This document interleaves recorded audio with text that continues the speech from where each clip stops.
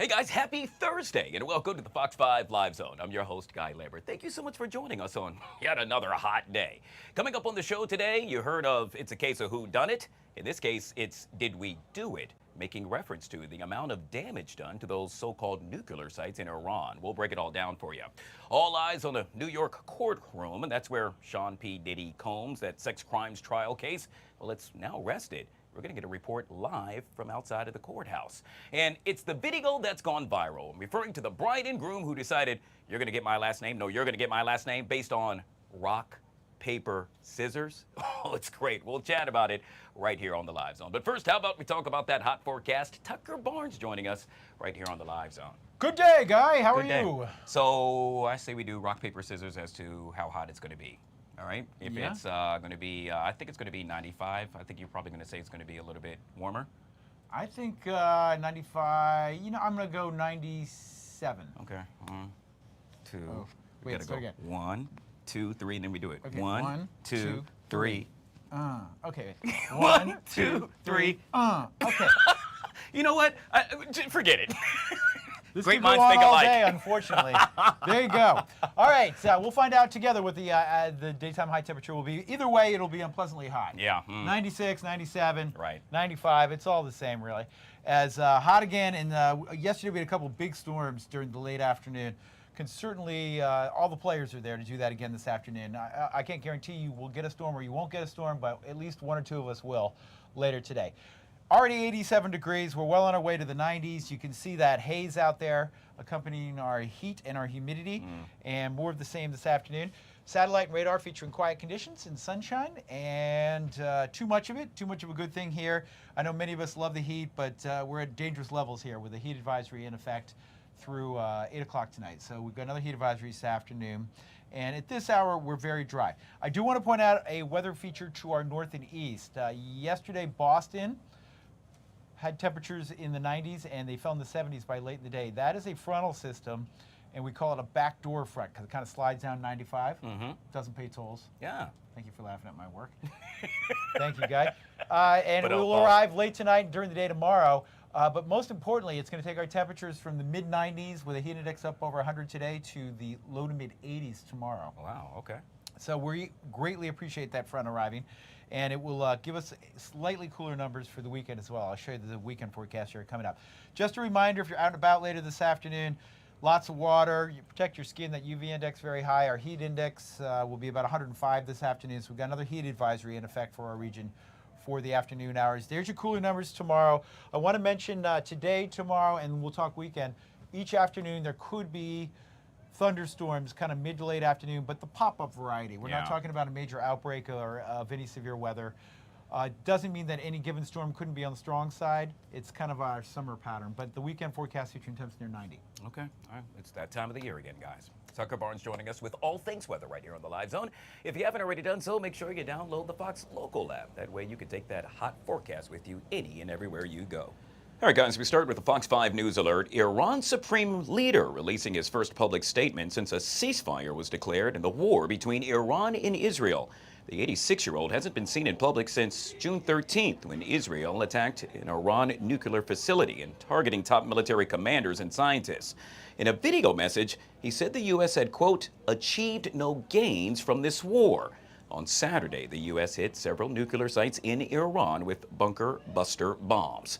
Meanwhile, back here at home, Senate Republicans hit a major setback in their race to pass the so-called Big Beautiful Bill as a chamber official ruled against a key provision to get the conference on board to vote for the plan by week's end. Joining us now to discuss this and so much more, Andrea Kaye is back from the Andrea Kaye Show right here on the Live Zone. Good to see you, Andrea. I haven't seen you in quite some time. I know. I'm so glad to be back with you, Guy. Thanks for having me. Boy, do we have a lot to talk about, so let's jump into it. The big story of the day, the Pentagon briefing with Mr. Pete Hegseth earlier today, during which Hegseth defended the U.S. strikes on Iran and forcefully criticized media coverage of early intelligence assessments of the impact of Saturday's bombing. What do you think he had to say? Well, I think I haven't seen anything like this since Don Rumsfeld, who knew how to work a room, right? He has been absolutely breathtaking, not just this morning, but also in NATO, in which he defended. And should he have to defend one of the most successful military operations in American history? And the reason why he's having to defend it, Guy, is because leakers decided to try to kneecap this administration, to try to declare to the world into one of our greatest enemies, the #1 state sponsor of terrorism that has killed more Americans than any other regime. They're trying to, these leakers and their spokespeople in the legacy media are trying to prop up a regime that has declared war against Israel and the United States of America. And so I loved this press conference today, because you don't have to have the sense Guy gave a billy goat to understand after watching this press conference, if you didn't before, that the nuclear capabilities of Iran have been, pick whatever your word is, but they've gone bye-bye for quite a long time. Playing devil's advocate here, though, Andrea, we know that, well, quite honestly, Hegseth did not repeat the president's assessment that the U.S. bombers completely destroyed those nuclear bunkers. What say you about that? Well, I say that we're back into the Bill Clinton days when he said, well, it depends on what the definition of is. You know, why are we parsing the word obliterated? Look, let me use a picture of an illustration. When we have these massive wildfires out here, like we saw with the Pacific Palisades, and a home is burned, and we got like a chimney over here, or part of a chimney, you know, we might have a toy that's over here. Does anybody not think, but the rest of the structure is just laid in ruins? Do we parse over whether or not that home was destroyed, obliterated, incinerated? Do we do that? No, we don't. It's just insane the level that many people are going to try to diminish the success of the United States military. All right, let's move on to the Supreme Court, which will release 6 opinions for tomorrow. 2 big ones, including Trump's effort to limit birthright citizenship. Those opposing it say the Trump administration is trying to undo that via executive power. The other comes out of Texas, where lawmakers could limit access that minors have porn to. I'm curious, your take on either one? Well, my take on birthright citizenship is that I think when Trump signed that executive order, it was with his intent to get the Supreme Court to rule once and for all that birthright citizenship was never intended by the founders to apply to every Tom, Dick, and terrorist that decided to crawl across our borders, that it was specific and intended for the slaves. And so I think that it's high time that the Supreme Court, that the High Court rule on that, and should rule in his favor. But I don't think anybody is counting on Amy Coney Barrett or any of the other squishy rhinos to do the right thing there. As for Texas, you know, I think that I'm torn on that one, to be honest, because I think parents need to have control over their children and not the state. And so I think that no child should be exposed to pornography in any way, but is it the state who should be controlling that, or is it the parents? I do want to mention there was a Supreme Court ruling today, very important. They ruled 6-3 to uphold that South Carolina could deny Medicaid funds to Planned Parenthood. Major win today for preborn children, for the unborn. Andrea, will end with this, and that is that major snag surrounding Trump's big, beautiful bill. This after it was discovered that the current way it's set up, well, pertaining to taxing Medicaid providers, does not adhere to rules for passing the bill with a simple majority. Now, this was a key provision to help offset the cost of the bill's tax cuts. Democrats now jumping for joy, saying, hey, we told you so. Republicans are saying, you know what, no biggie, we'll just go back to the drawing board. Well, yeah, they can fix that provision just like they did fix the provision on no tax on Social Security. They found an end around for that. The real issue today on the big, fat, beautiful bill as it relates to Medicaid is the Senate parliamentarian deciding she's going to use her big, fat pen and wipe away the people's agenda of no Medicaid going to illegal aliens and no Medicaid spending for trans surgeries. The American people don't want it. John Thune needs to get his house in order, Guy. Well, there you have it. Yet again, Andrea Kaye. Folks that want to get a chance to listen to you, Andrea Kaye, on your show, how would one go about to do so? Just go to AndreaKayeShow.com, AndreaKayeShow.com. Guy, thanks for having me. Always good to see you. Well, it's clearly a case of he said, she said, or in this case, maybe so or maybe not. U.S. Secretary of Defense Pete Hegseth, yet again in the hot seat as he continues to defend the U.S. strikes on Iran and, well, as you heard me make mention, forcefully criticize the media. The Joint Chiefs Chairman revealed new details, saying that in the days leading up to the attack, Iran attempted to cover the main shafts of the facilities with concrete. Joining us now to discuss this and so much more is Mr. Joel Rubin, former Deputy Assistant Secretary of State for House Affairs. Mr. Rubin, good to see you, sir, and welcome to the show. Great to be with you. Thanks for having me. Let's jump right into this. Obviously, there is a lot to unpack here. We saw the Mr. Hegseth earlier, in essence, berate the media, stating that they have gone too far and that pretty much all they want to do is chastise President Trump. A lot of folks are saying on the other end, well, hey, what about the facts? The facts say it all, and as it currently stands, it appears, sir, you do not have the facts. What say you? Well, look, the intelligence community is not just one or even two agencies, it's 18 agencies, and they come together after looking at the data and the facts as best they can ascertain and put together a product, a final product that they then share with the director, who then shares it with Congress and the president and whatnot. And so I think we're kind of looking at a lot of cherry picking right now in a lot of different directions. My own personal hunch after seeing what took place is that the Iranian nuclear program was set back extensively, and we may not know all the details of what that looks like on the ground, but that their related infrastructure was decimated, and that the infrastructure would have enabled them to build a weapon. And so we'll get more details. It was set back, I'm confident, but the intelligence community product is not yet done in a way that clearly is creating a political firestorm. Let's move on to Iran's supreme leader. We know that he is stating that the U.S. ultimately seeks surrender and defeat of Iran. Do you believe that's the case? And if so, will the U.S. be successful as they pursue just that? Well, no, it's the opposite. I mean, if that were the case in the United States, we would have put boots on the ground and we would not have told the Israelis to stop bombing. It's in fact very clear that we and the Israelis attacked their military infrastructure. The Israelis in particular did that. They did not go for the regime leadership. They did not go for the supreme leader. And we are not, and the Israelis are not on the ground in Iran. But, Iran has been a major threat to a variety of neighbors in the region. And I think they've been a bit defanged right now. And he's trying to rally the troops. He was in hiding for over a week. Now he's back. But he's trying to make an argument that the facts bear the opposite of. We'll end with this, and that is, as it stands right now, Iran now declining to confirm about that so-called meeting with the U.S. that's supposed to get underway next week. Yeah. What are we missing here? What's going on? There's been a lot of diplomacy over the past several months and a lot of direct meetings between Steve Witkoff, the President Trump's envoy on the Middle East, with the Iranian foreign minister. I think if we want to really get to an end state here in this conflict with Iran, we need a diplomatic agreement. After World War II, after we dropped the bomb on Hiroshima, we did conclude an agreement, an armistice agreement with Japan that led to a better future for both countries.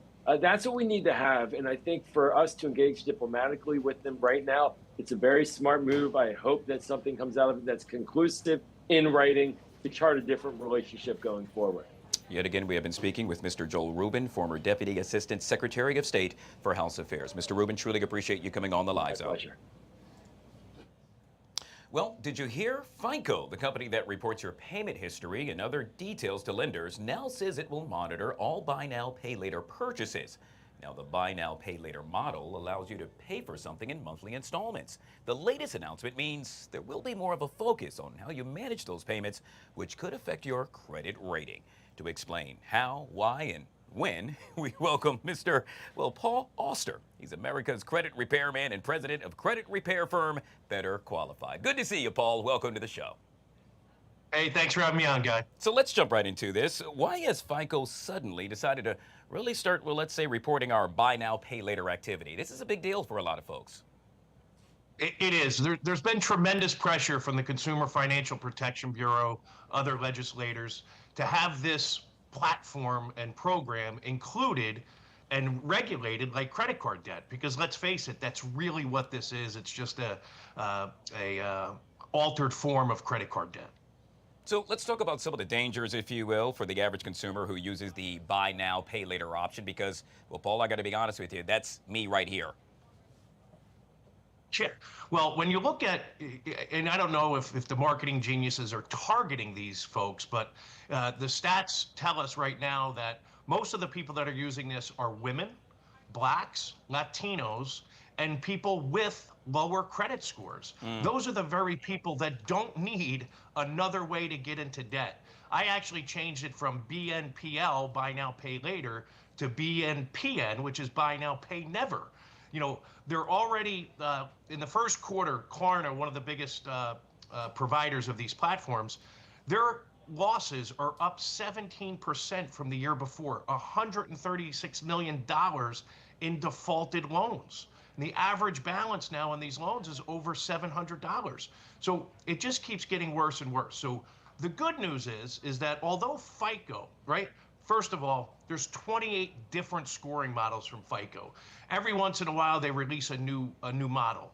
The FICO 10 and FICO 10T, the 10 suite, was released a couple of years ago. But banks, most banks are still using the FICO scoring model. 08 is the most widely used. That was released in 2009. For mortgages, it's the FICO 04 score that was released in 04. So it could be decades, or certainly a long time, before banks actually adopt this new scoring model. And this type of reporting has an impact on the average consumer. But there is a risk, and people need to understand that there is a risk that this new reporting is going to hurt their credit sooner than later. Well, Paul, I'm hoping you can expand on that. Can you tell us with regard to what exactly one could see or eventually see sometime in the near future should they not live up to this? Sure. Well, it's all going to depend upon how it gets integrated into the scoring models. If it stays with 10 and 10T, it could happen sooner than later. There is tremendous pressure for the banks to start using these updated scoring models because they do. It's a more robust scoring model for sure, but banks have the options to choose, and banks hate change. But make no mistake about it. These are going to be all individualized accounts, right? The credit bureaus, right? Let's not forget, there's 3 major credit repositories which collect all the data, and then they plug it into the FICO scoring model. So Experian has said, we don't know how to handle this new information. We're going to create a buy now, pay later bureau. Equifax is going to report it in a completely separate section because is it a revolving account like a credit card? Is it an installment contract like an installment loan? So until we wrap our brains around this thing a little bit more, we have to be very careful. So consumers have to understand that the legislators, the banks, the FICO, the credit bureaus themselves, nobody really understands how to handle these loans. And guess what? Consumers obviously don't really know how to handle these loans. Come up with your own buy now, pay later plan. Put some money away until you reach the amount needed to buy that product. The problem is, Guy, people are using buy now, pay later not for durable household goods and things that they need. They're using it for DoorDash. They used it for Coachella to attend that music event. So they're not using it for things they need. They're not using it for an emergency. They're using it because they've already exhausted and maxed out their other resources for credit, like credit cards. Yeah, well, in my case, I use it to buy new headphones. Lesson learned. Won't do that again. Paul, folks that want to find out more information, how would one go about to do so, sir? You can visit us at betterqualified.com. Mr. Paul Auster, yet again, he is the America's credit repair man, as I like to call him, and president of credit repair firm Better Qualified. Always good to see you, Paul. Make it a great day. You too. You as well. All right, guys, we'll take a quick break. On the flip side of that break, the latest with regard to the Sean P. Diddy Combs sex crimes trial. That's coming up next, right here on the Live Zone.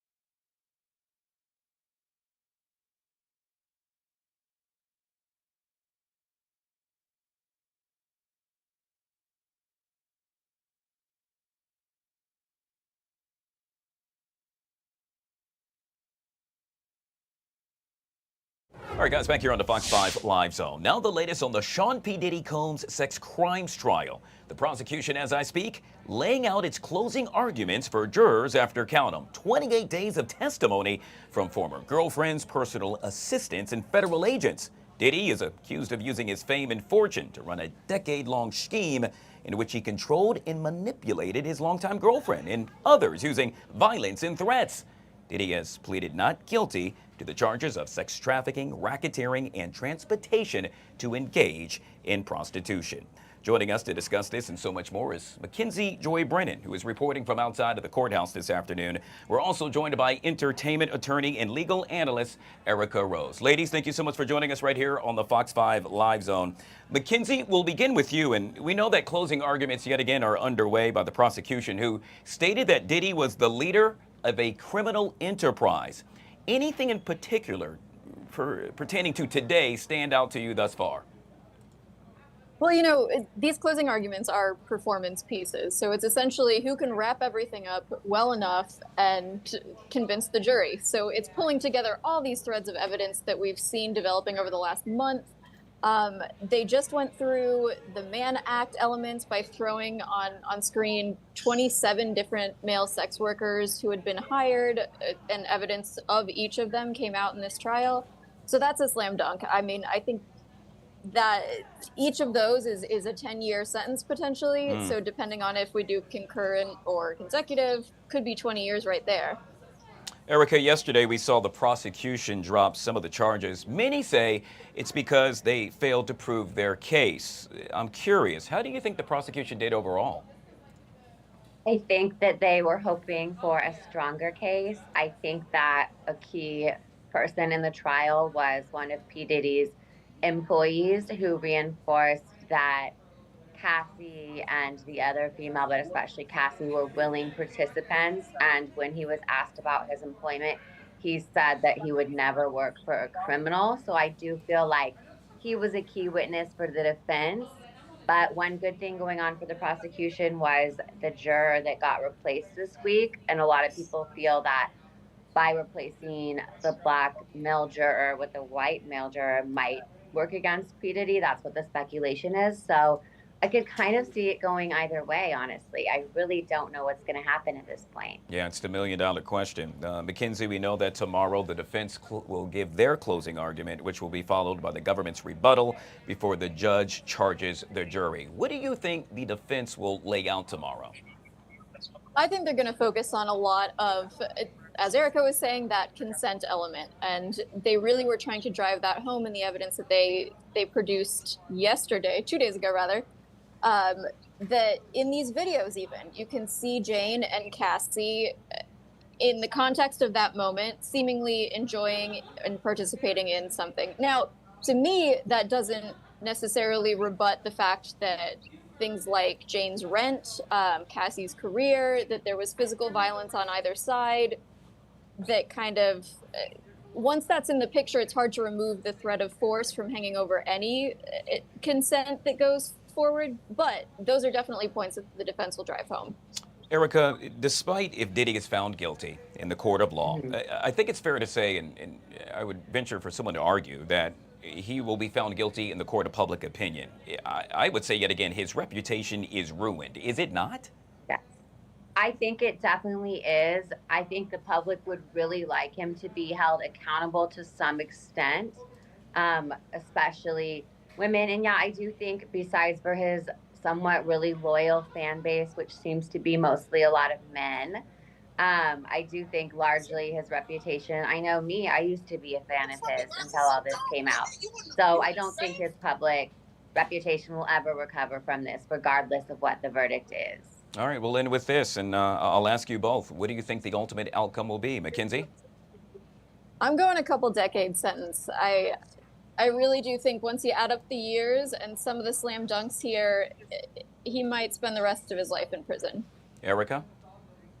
I think that people would like that to happen, but I don't really think that is going to happen, life in prison.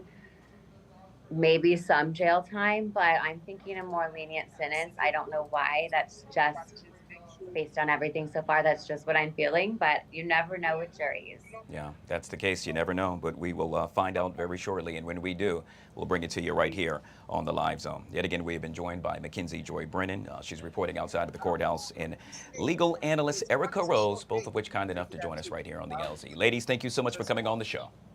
Thanks for having me. All right, guys, we'll take a quick break. On the flip side of that break, you heard about one of the hottest podcasts on the planet talking about, yes, decisions. You're going to meet two of the co-hosts coming up next. Did I mention they've embarked on writing a book? Oh, it's so cool. You'll see it right here on the Live Zone.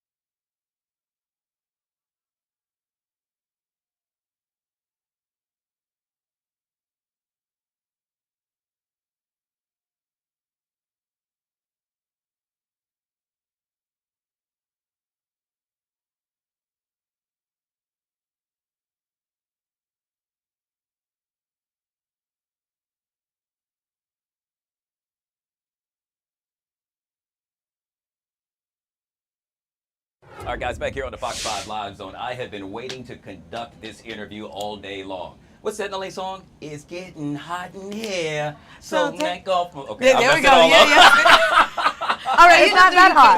Let's do it one more time. It's getting hot in here, so take off. Just your blazer. Yes, the ladies are in the building. So we're going to call it a hot girl summer. Kind of. You see, in this case, we're remixing it in a major way. What does that mean in 2025? Well, it means confidence, joy, self-worth, and the ultimate summer glow-up. That's where my two next guests come into play. I'm talking about MANDII B and WEEZY WTF. You've heard them on what I would say happens to be one of the top podcasts in America. And heck, the world. Let's just drop the mic. You see it right there on your TV screen. Decisions, but wait, there's more. Now they are embarking on writing a book, and that book is dubbed No Holds Barred. They're going to tell us all about it right here on the Live Zone. What's up, ladies? Good to see y'all. So happy that you having us today. Yes. I'm so happy that y'all are here. I got to tell you, I love your story. What I love most about your story is that you're relatable. What do I mean by that? An accountant, the other, let's say corporate America. Excuse me, I think I did that too. But then look at you now. Oh, yeah. So it's kind of like you transformed into like two super women.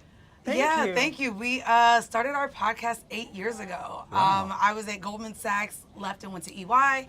And then literally 3 years into our pod, we were both able to quit our corporate jobs, and now we do this full time. Yeah. And now we're authors. So our book is actually, while quitting our job, our book is actually published on Charlemagne the God's Really? imprint. Yeah. Black Privilege Publishing. And he was a big part of our journey while leaving corporate. Like we would go and, do interviews with him, Breakfast Club, and literally change out of this. This is the last time I wore a suit was when I had a real job. Okay, I'm a podcaster now. For my And a mother good one to at say, that. oh, my daughter's a sales engineer, and now she's a podcast about relationships.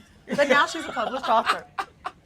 But yet again, you all keep it real. Remember that, what was that Dave Chappelle thing? When keeping it real goes wrong. Oh, In yeah. this case, it's keeping it real goes right. Right. Because I heard you earlier make mention of being in therapy. And for so many folks, say, oh, I can't talk about that. It's so taboo. But yet you all say, no, celebrate it. Be who you are. Because think about a hot girl summer. Most of the time, we don't get free until we have a breakup. That's our moment to go out and have drinks. A breakup is literally grieving. This is a lot to do with your mental health. You're losing somebody. So being kind to yourself, actually being intentional about the things you're doing. We all want to have a hot girl summer, but are we going to be happy about it when we wake up in the morning? And so we talk about things like that in our book so much around dealing with shame and intention and pride and being able to do things the right way. I just want to add too, like when you break up, she said you lose someone. Well, a lot of times you lose yourself. Yeah. So having a hot girl summer looks like finding yourself again. What are the things that you let go of? Was it friends? Was it the things that you genuinely like to do because you were so thrown into this relationship? So having a hot girl summer and finding yourself looks like really doing that, digging into yourself. And I do that with therapy. And this is my not just friends. the single girls, by the way. I think anybody can have a hot girl summer. All it means is just reclaiming the fun side of yourself. Wow. Yeah. I love that. So raise my hand. Can I have a hot boy summer? Oh, Yes. absolutely. What you think we outside for? Yeah. We need you guys. Well, one of the things that you all have really focused on is social media, which I absolutely love because, well, a lot of, let's say, Gen Zers, they believe in it, they love it, and they worship it. Yeah. In this case, you say, don't necessarily live for the likes, live for you. Yeah. Absolutely. I mean, traveling is one, but also like we're millennials, so we didn't have it to where when we went outside, phones were up everywhere. We used to have to bring a digital camera and then go and develop film later, right? But we actually got to enjoy being where we were at, enjoy our friends, enjoy the travels. So what it looks like is actually sometimes just putting your phone away and actually living in the moment. Those are Yeah. the best times. Putting your phone down at dinner, making sure that when you're spending time with yourself, with your friends, this doesn't matter. This is going to be there when you get in bed and you're doom scrolling. What's the point? We don't need to wear the great outfit for Instagram. Wear it right now. Walk outside in D.C., Maryland, and someone's going to give you the compliment. Don't wait for it on Absolutely love Instagram. that. Yeah. I love that. Yet again, speaking to being true with regard to who you are, you all stress be unapologetic, if you will. Make sure Yes. you stand on that mountaintop, sing it as loud as you can, and tell them who you are.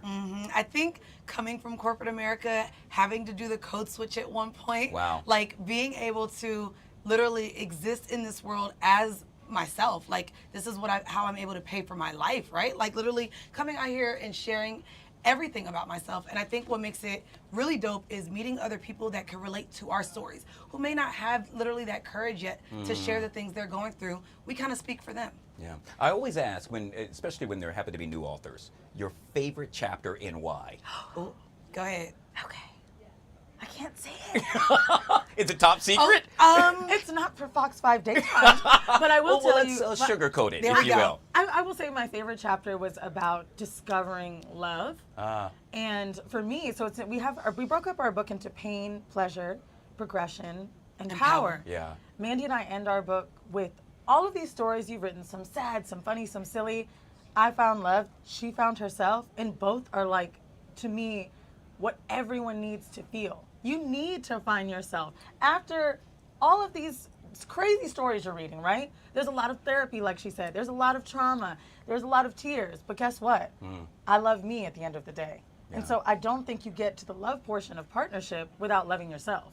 And so knowing that the book completes itself in that way is just so special. So for me, it's the final chapters. Now, my answer, I'm going to try to make it the most PC, fine way for Fox 5 as I can. I don't even know where y'all align yourselves. This book is Zane 2.0. Well, to me, my favorite one actually bridged a relationship and closed a chapter between me and my mom and me and one of my really close friends growing up. And we'll just say it was important for me to include in the book with the reversal of Roe v. Wade. So it was a decision that I made as a teenager that went kind of under the rug for 17 years. And with writing this book, I had the conversation with what that decision meant for my mom, what it meant for my friend at the time.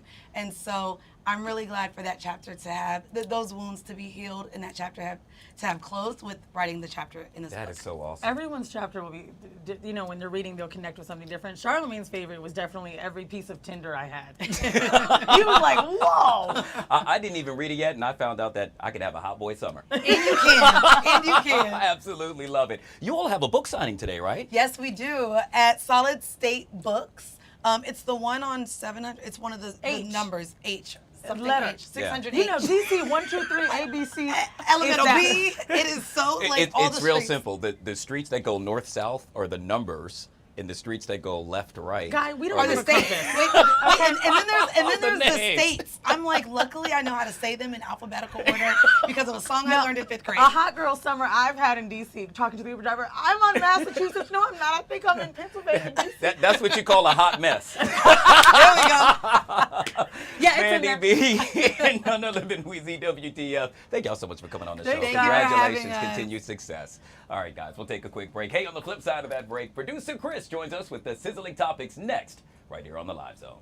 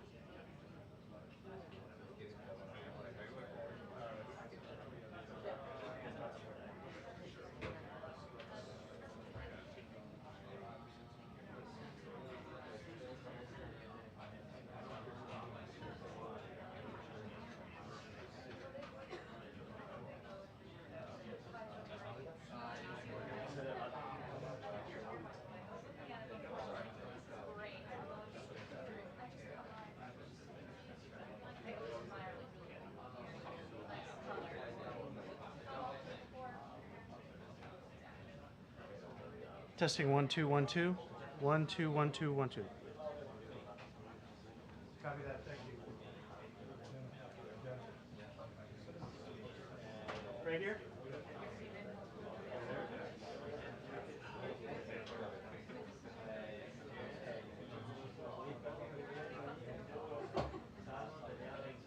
We need a mic check or something? No.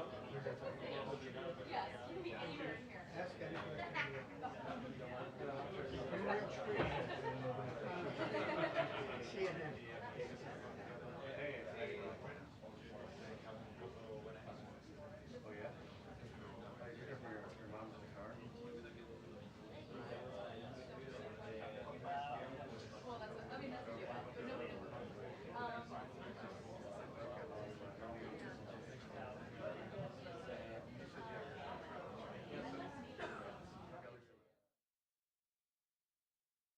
All right, guys, back here on the Fox 5 Live Zone. Producer Chris joining us with us.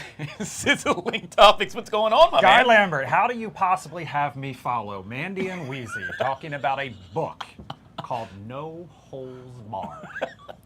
Pun intended. Yeah, I saw that. You know what the only way to follow that up is? Do tell. Talking about butts. Now, before I explain why, a lot of great songs have been written about the posterior. Oh, yeah. Do you have a favorite by any chance? Yeah, EU, Doing the Butt. Doing the Butt. It is an absolute classic. I'm also a huge fan of Flo Rida's Cakes. He's not talking about the food. Yeah. Let's just put it that way. Okay, so why are we talking about this? Because butts are in. That is according to GQ magazine. Now, GQ, if you don't know, stands for Gentleman's Quarterly.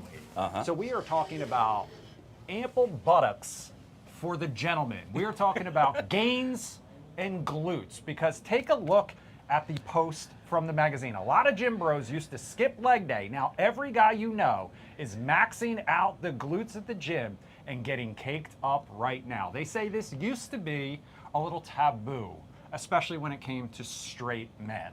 But now they are discovering the benefits and the advantages, and there are benefits, actually, they say. They say it is good for your posture, it is good for your knees, it's good for your hips, it's good for balance, mobility, all kinds of things. And as a result, you may end up in a gym where you are you will be able to use those dumbbells, the arms, old news.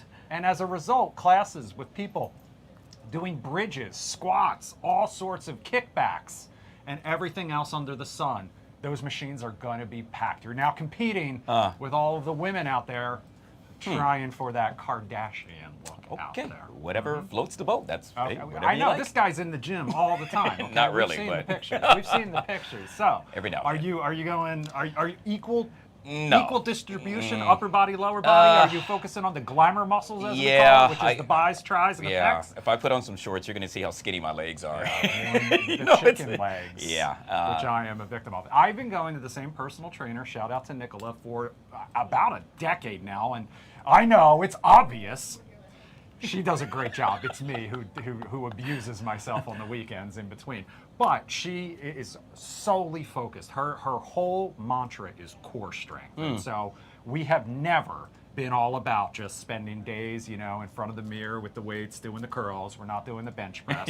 We are doing all sorts of compound exercises that are focused on, and she makes fun of me all the time.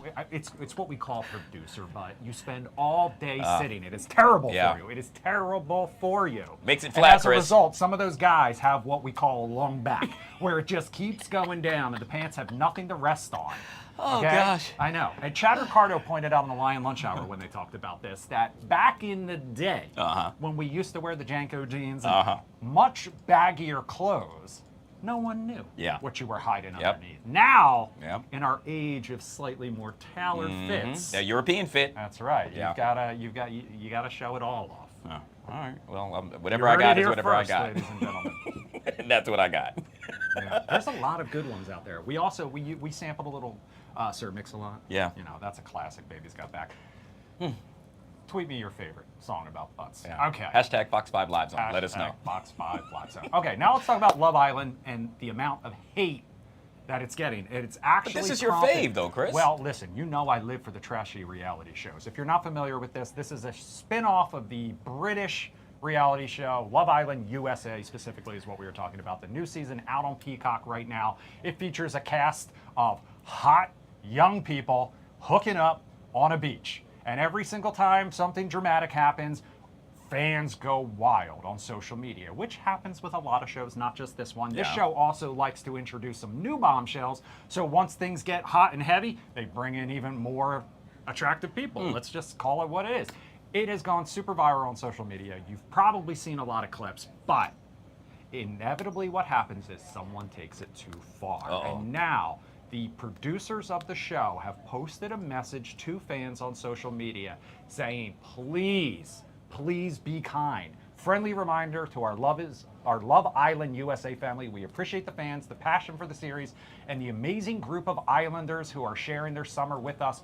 Please remember, they're real people, so let's be kind and spread the love. What happened was, I'm not going to give any spoilers, but 2 fan favorites ended up getting kicked off the island.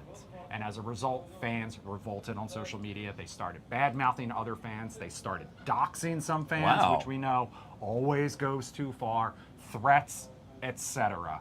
So the latest episode of the series also includes this same message in the end credits. So a reminder to people watching their shows, I know they like to cast, they like to make people into villains and heroes, and people have these parasocial relationships with people they've never met in their entire life, but they are still human beings. And the producers over at Love Island USA on Peacock want to remind fans that with this message on social media. Wow. This is I'm glad to see them taking action. Yeah. And that they are kind of following along and seeing how fans are reacting to this, because that really does take it too far. And we've seen this with a lot of reality. We've sat here, I've talked about the people on Love is Blind and The Ultimatum and all kinds of other Secret Lives of Mormon Wives. I love it. And to me, you are villain number one right now, but there's still people. They're real people, and although it might not be spoken, it hurts. It hurts. It really does. So be kind. All right. You can you can have your feelings about it, but treat people with respect. Good stuff. Got anything else? That's about it. Oh, yeah, one other thing. Happy birthday, Mom. Sorry you had to sit through a story about butts first, but it's my mom's birthday today. I want to give her a shout out. And coincidentally, and I feel like I should have known this before, but on the exact same date, it's also my in-laws' anniversary. So really? Happy anniversary to Tom and Terry. Okay. I doubt they're watching, but Happy birthday, Mom. Happy You did a birthday great and job happy with this anniversary. guy. Thank you very much. I appreciate it. Producer Chris Making her proud every year. with Butts, Love Island, and Mom. Birthday shout-outs. Right here on the Live Zone. We'll take a quick break and we'll be right back.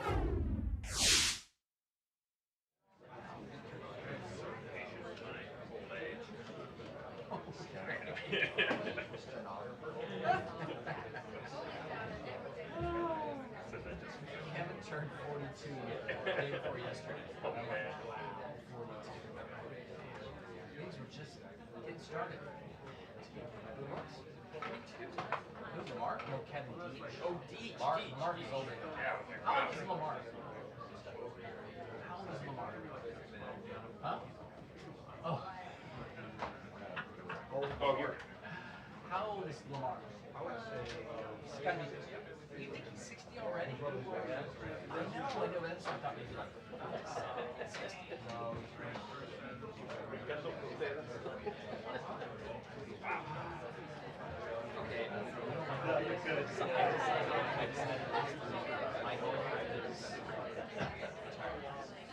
I should say, see, or should say, not doing this.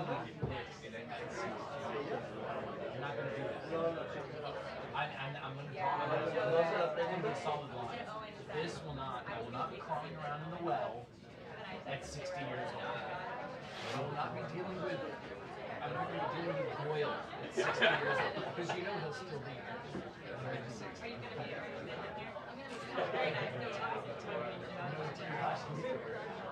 Yeah.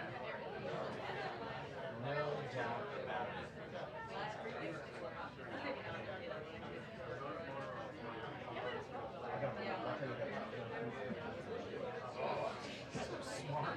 So smart.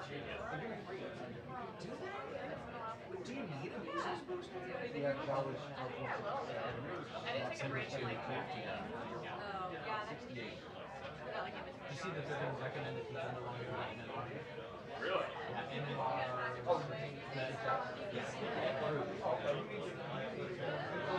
All right, guys, back here on the Fox 5 Live Zone. Did you know that June is Uterine Cancer Awareness Month?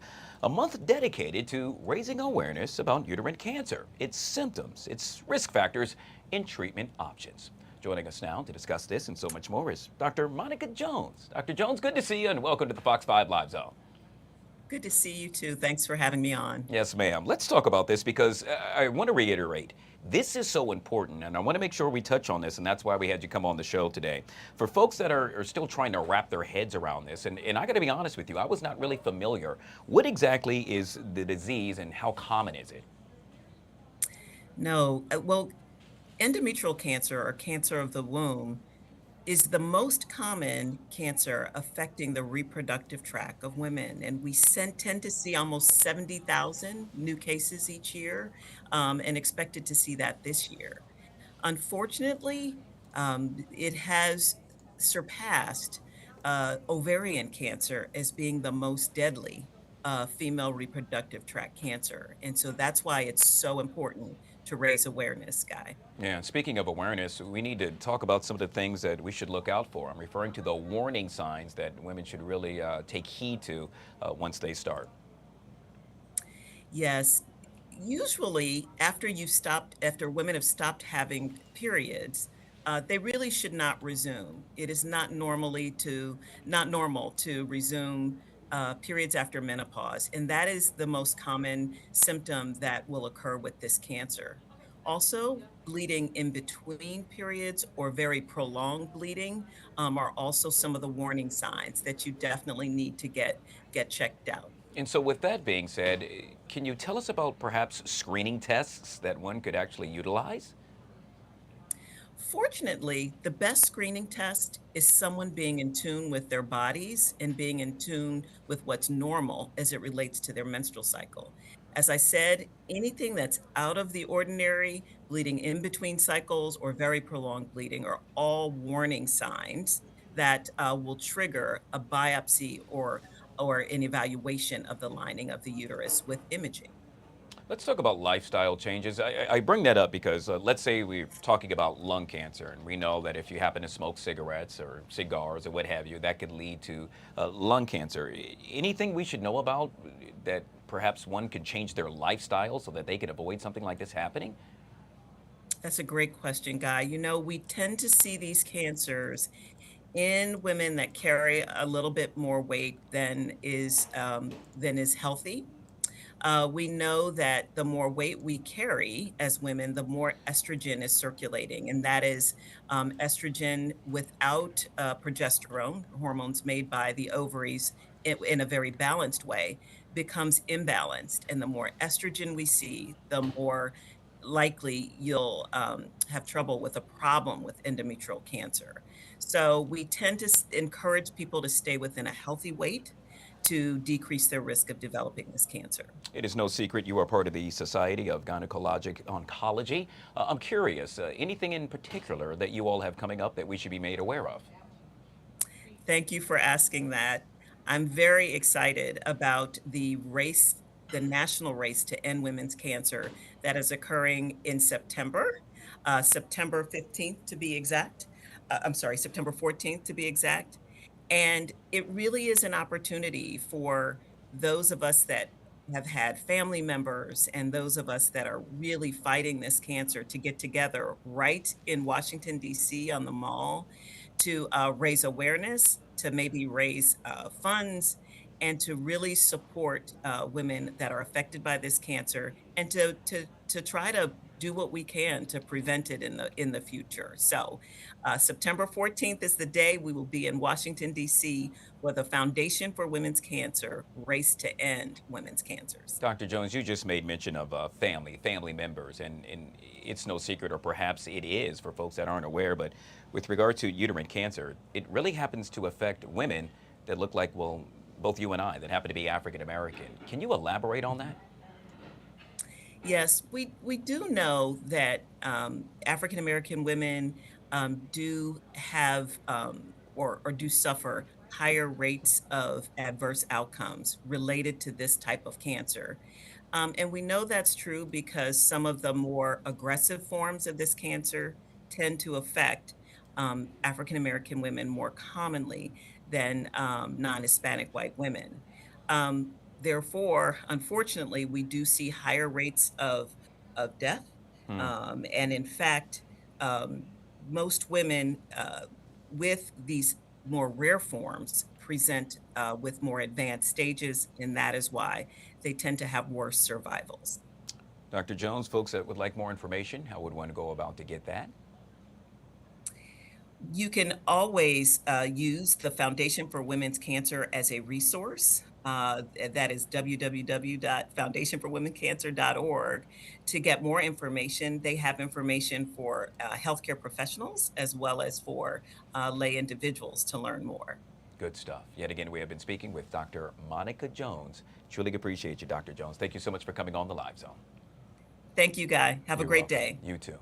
All right, guys, we're going to take a quick break. Hey, keep in mind, yet again, we are awaiting a White House press briefing. Of course, White House Press Secretary Caroline Leavitt. That should get underway shortly after 1 p.m. And, of course, we'll carry it for you right here on the Live Zone.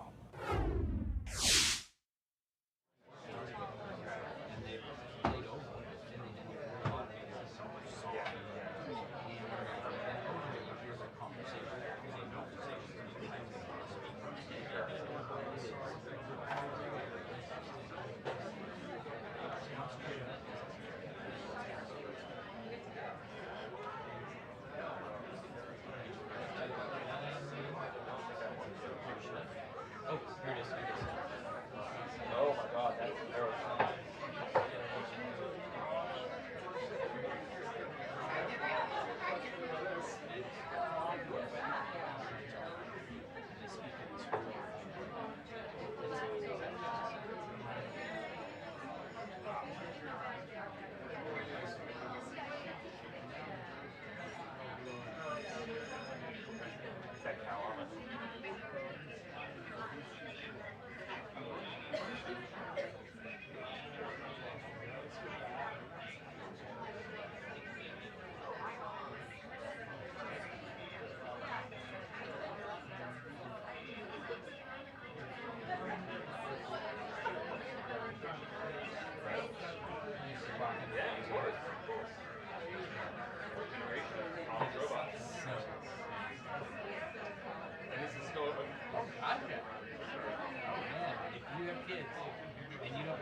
Six Flags money, you go to Dutch World.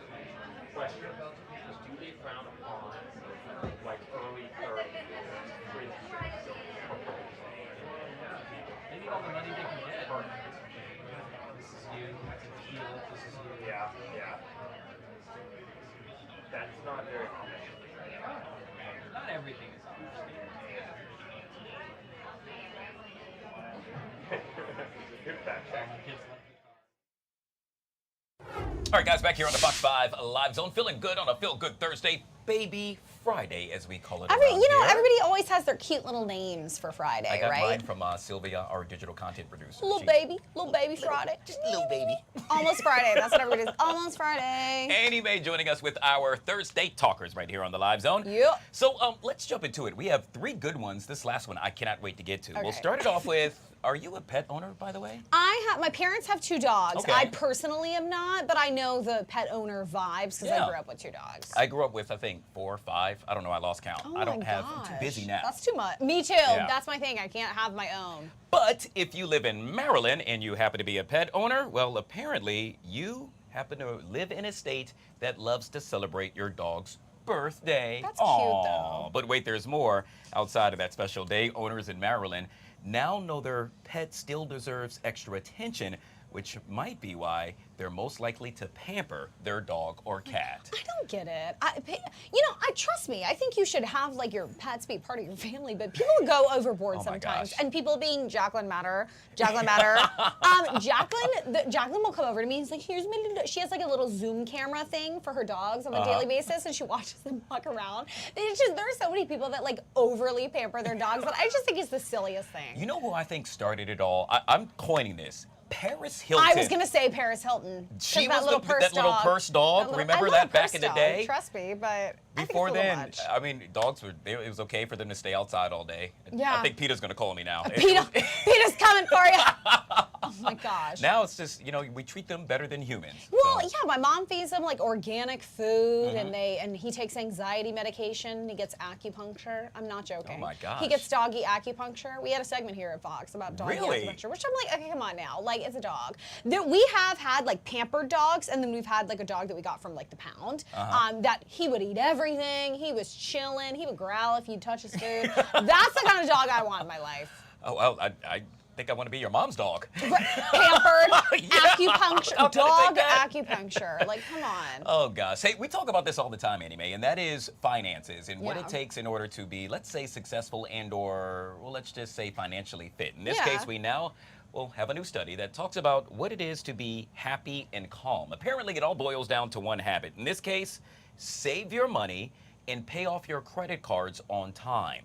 If you happen to do that, you are more likely to will have lower anxiety and greater life satisfaction. This is kind of like a no-brainer, is it not? I mean, yeah. Okay, you're gonna laugh at me, and I've said this before, and people are like, "You're not an adult," but I don't even have a credit card.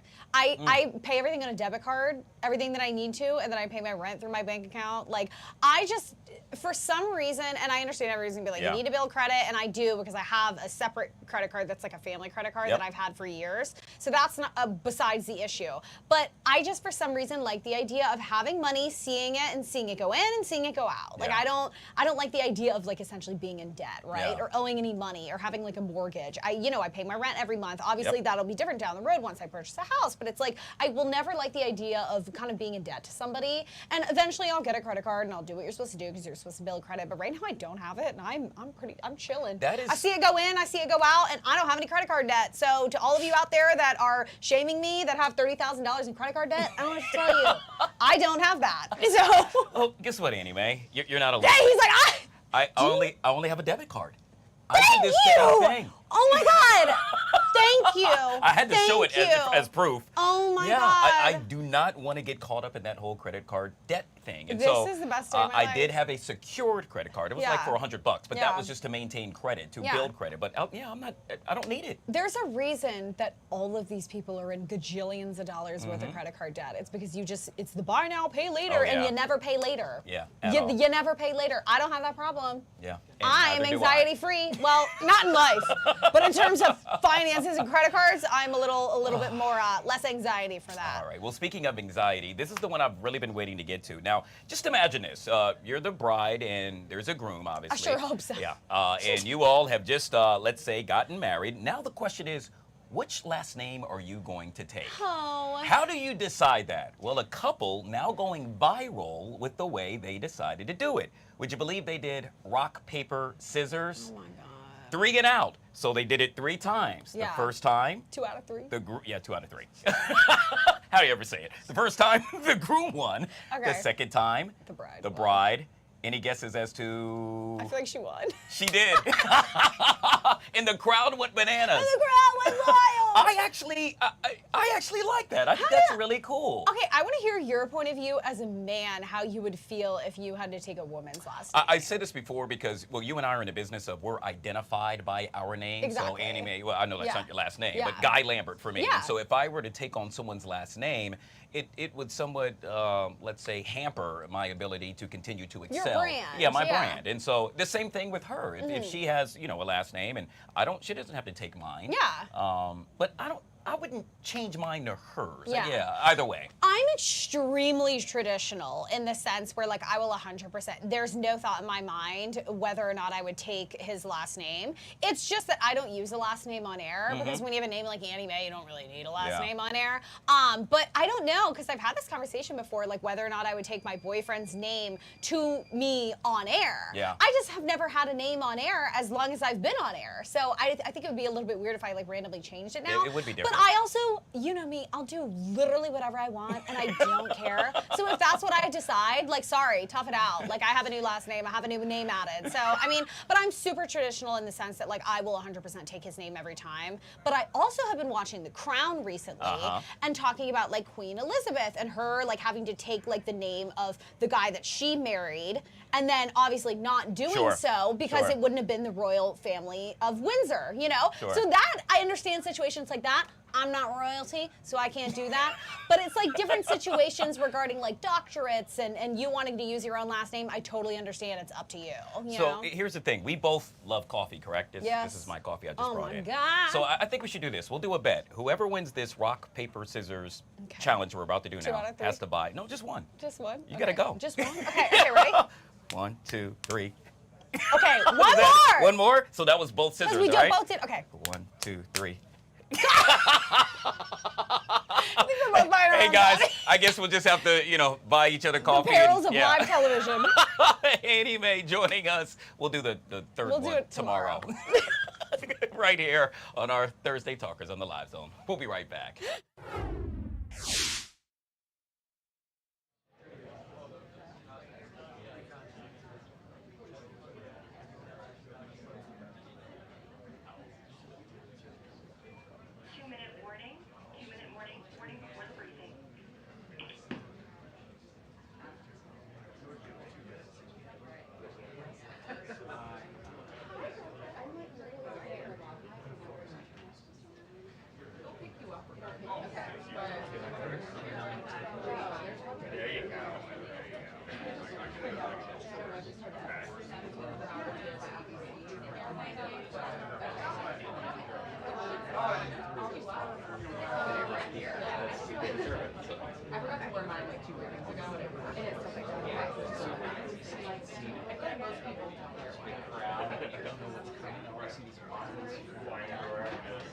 Finally, the last one flung out of the blue, and there it is. JJ. Hey, for you, anything, JJ. Come on. Come on. We all have work to do. Come as early as we can.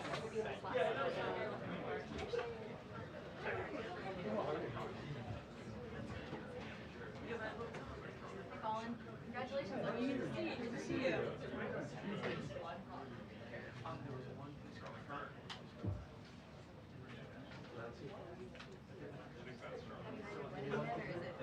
In May? Yeah, we just got back from Portugal like a month ago. Oh, that's amazing. Awesome. So great. Yeah. You're doing great. Yeah. So thank you. Yeah, it's been good. It's been good.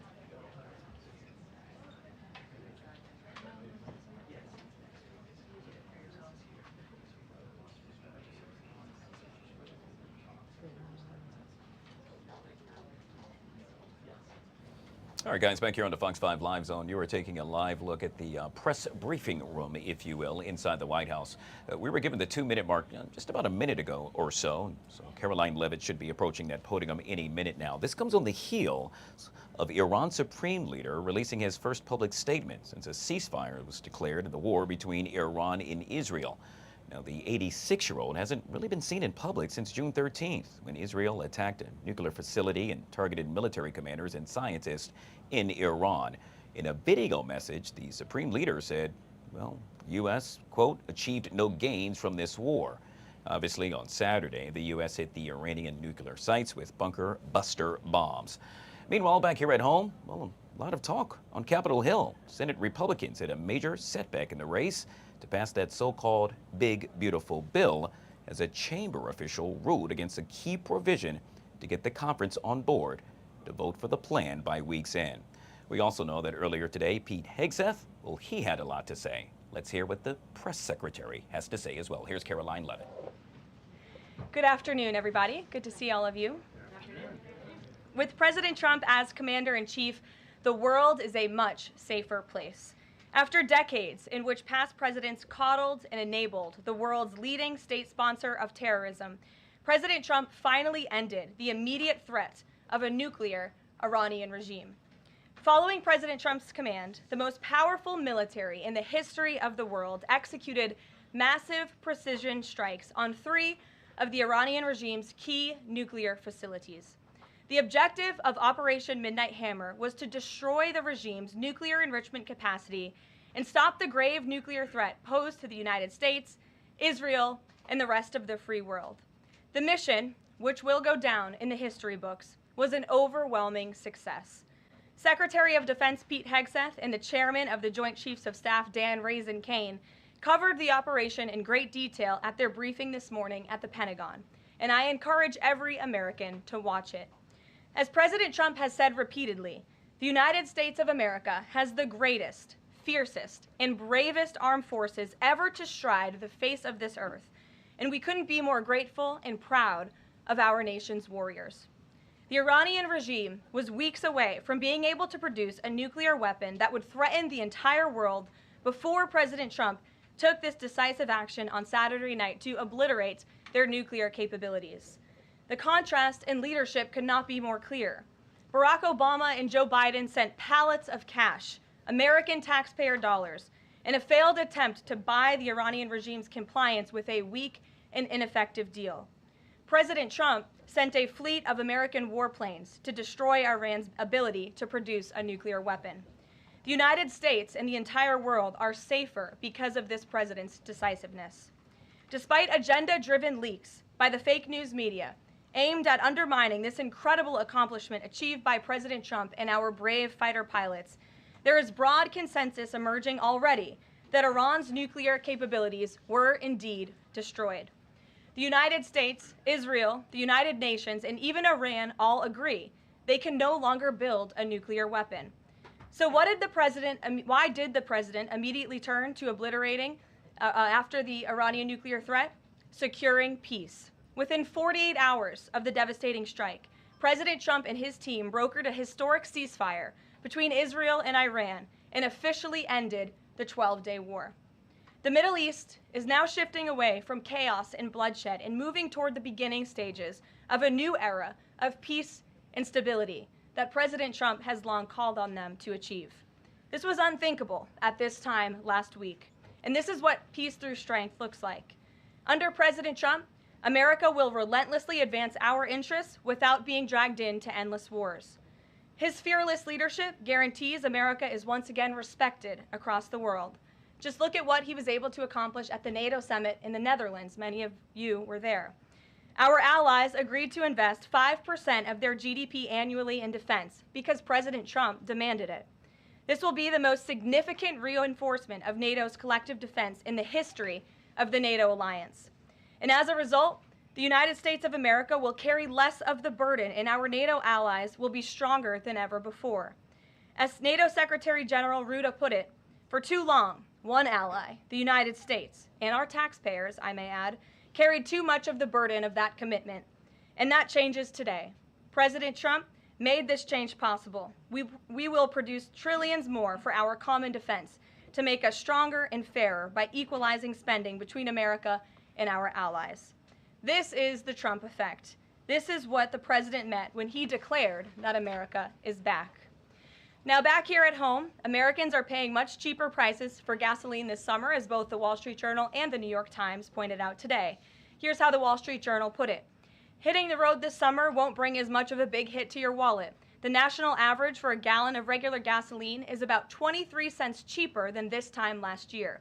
Analysts say plentiful supply is expected to keep prices down in the coming months.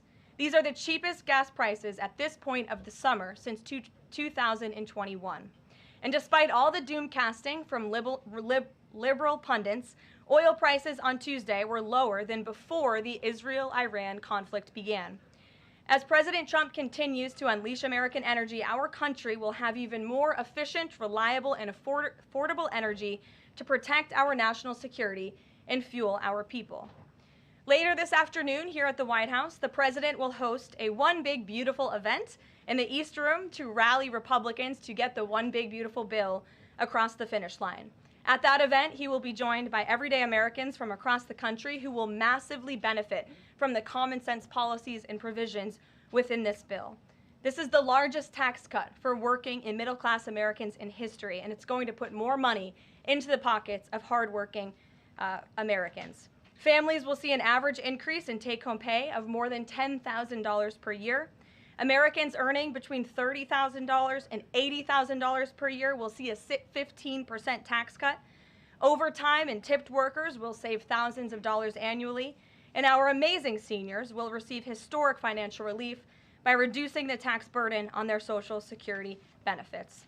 Simply put, this bill is going to unlock the golden age of America.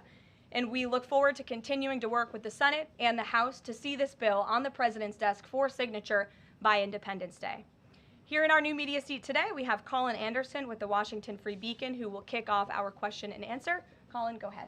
Thank you, Caroline. We reported yesterday on a briefing from the Israeli defense minister in which she said the U.S. and Israel are working together to monitor any attempts from Iran to rebuild their nuclear program, and also that if Iran was to do so, the U.S. and Israel would work together to once again destroy that nuclear program. Is that aligned with the president's thinking?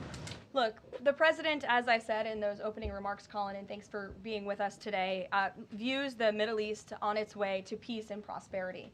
And the president used strength on Saturday night. The whole world saw that the United States is indeed the most lethal fighting force in the world with those precision strikes on Saturday evening. But the president wants peace. He always has. And right now we're on a diplomatic path with Iran.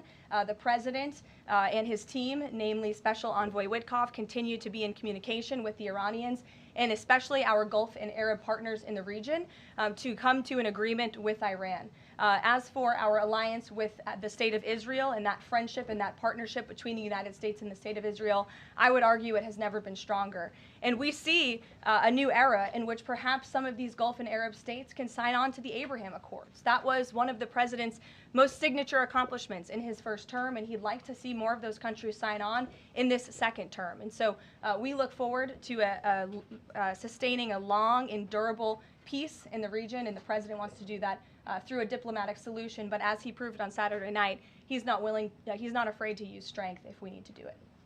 Gabe. Thanks, Caroline. The president mentioned in a True Social post that no enriched uranium was moved from Fordow.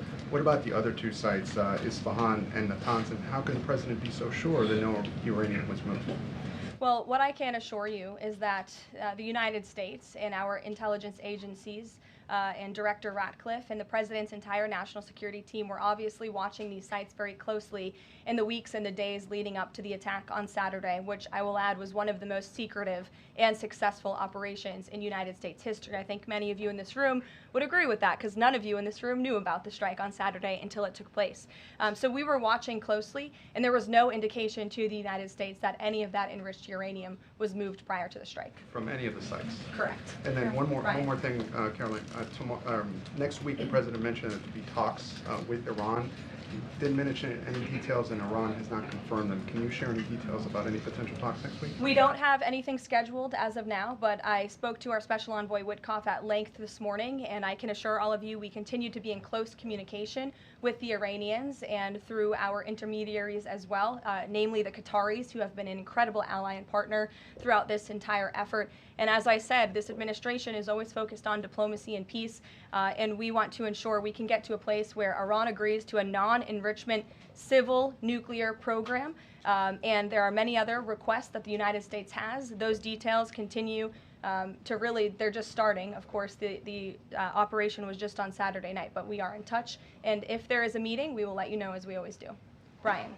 Thank you, Caroline. It's two, one on trade. On the July deadline that's coming up for the trade deals, is that deadline still hard and fast for the president, or is he now considering even coming to trade deals after that deadline, and where is he on that going forward? I think the president has been asked this quite a few times by many of you in the media. I've heard him answer it at press conferences and at gaggles. He just spoke about it on Air Force One. The deadline is not critical. The president can simply provide these countries with a deal if they refuse to make us one by the deadline, and that means the president can pick a reciprocal tariff rate that he believes is advantageous for the United States and for the American worker, and he will continue to do that. But as for the deals, our United States Trade Ambassador, Jamison Greer, I speak to him frequently. He's working very hard, and he has had very good and productive discussions with many of our key trading partners. And on the One Big Beautiful Bill, there's conversations on the Hill right now about the Medicaid cuts. Yeah, I'm curious, if the final bill that the president's been talking about comes to him and it has Medicaid cuts in it, will he sign it, or would he rather just Congress do away with those cuts? I think our friends in both the Senate and the House know exactly where the president stands on Medicaid. He wants to get rid of the waste, fraud, and abuse, and they are working to do that in the Senate right now. Jennifer. Follow up on that, on the big beautiful bill, is there enough time for Congress to work through the issues it needs to work through? I'm saying, does the president need to move back his deadline a little bit? We expect that bill to be on the president's desk for signature by July 4th. I know that there was a ruling by the Senate parliamentarian this morning. Look, this is part of the process. This is part of the inner workings of the United States Senate, but the president is adamant about seeing this bill on his desk here at the White House by Independence Day. And then on Israel, is there a date set for the Prime Minister to visit the White House yet? Is he coming in a couple weeks? There isn't a date, but the Prime Minister has expressed interest in coming to the White House to meet with the president and come to Washington. The president is obviously very open to that, but we don't have a date. When we do, we'll let you all know. Kate. The president suggested he was open to sending more Patriot air defense missiles to Ukraine. Is that going to happen, and were there any other assurances that he made directly to Zelensky when they met? I'll let the president speak on that. That was a private conversation between he and President Zelensky, but the meeting was a good meeting, and it was a meeting towards progress, and the president, as he said, repeatedly wants to see this war come to an end, but I'll let him speak on that specific point. And Witkoff yesterday suggested that there would be more countries signing on to the Abraham Accords. What's the timeline on that, and which countries specifically is the administration looking to have sign on? Well, the president is certainly hopeful that more countries in the region will sign on to the Abraham Accords. Again, we want to see a long, withstanding, endurable peace in the Middle East, and that's the way to do it. And when the president met with the new president of Syria, that was one of the requests that he made for Syria to sign on to the Abraham Accords. I don't have a timeline for you, but this administration wants to see that happen, and our partners in the region should know that. Rachel. Thanks so much. Just to follow back up on the meeting that the president mentioned about wanting to have this meeting with the Iranians next week. Clearly there's a willingness here from the administration to want to meet with Iranian officials. What is the holdup here in trying to schedule it? Are you experiencing any resistance from the Iranians? No, have some patience. We just had this strike on Saturday night. The president secured a ceasefire. A lot has happened in the last week. He was just in the Netherlands. Now he's back home to have a big event this afternoon on the One Big Beautiful Bill and get our domestic priorities across the finish line. So we'll get there. And like I said, we're in constant communication. And just one more, the goal of the meeting. The president mentioned yesterday that it may not be necessary to have an agreement with the Iranians. What is the purpose? What would be the goal of this meeting? Again, to continue moving forward towards a long-standing peace in the Middle East. Jordan.